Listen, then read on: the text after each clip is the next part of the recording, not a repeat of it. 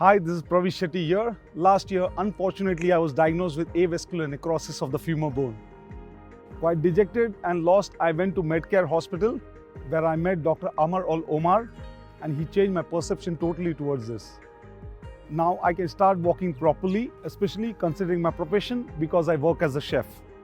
And he delivered his words and took care of the surgery of both my hips.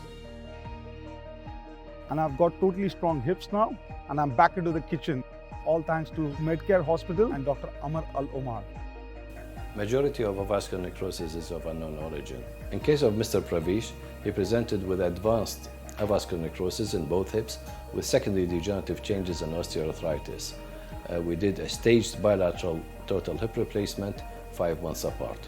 He recovered very well from both surgeries, being able to walk straight. A few hours after the operation, full weight bearing on his legs. The choice of implant is very important in someone in his age group. Certainly we used to use something that wears less, and typically ceramic bearing is ideal for him. Additionally, the choice of a prosthesis should be with a type that has a very good and long track history in medical literature.